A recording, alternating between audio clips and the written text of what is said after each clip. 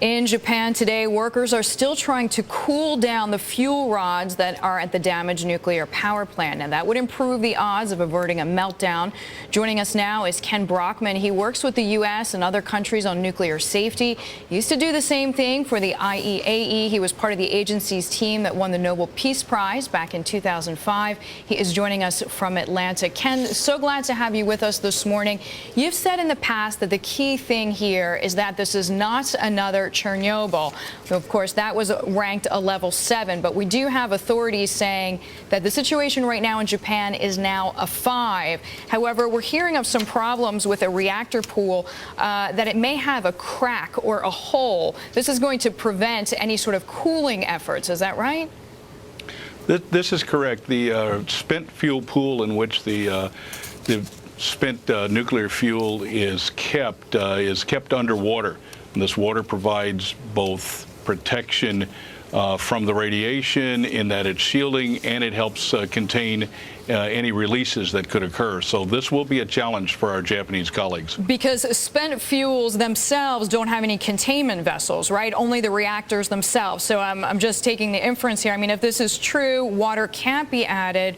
This means radioactive particles and gases can just spew more easily into the environment, right? Well, this would be true if in fact the fuel is breached, which would occur if it overheats. Then that could occur. And so the key thing now will be to keep enough water on it, either as a spray or as recovering the fuel pool level to keep it cool so that it does not breach. Ken, what are the choices? I mean, if this spent fuel cooling pool needs to be patched up, I mean, what can be done?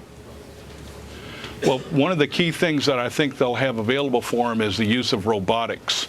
In many areas in nuclear facilities where there are high radiation levels, they've pretty well perfected the use of robotics to be able to go in there and make repairs.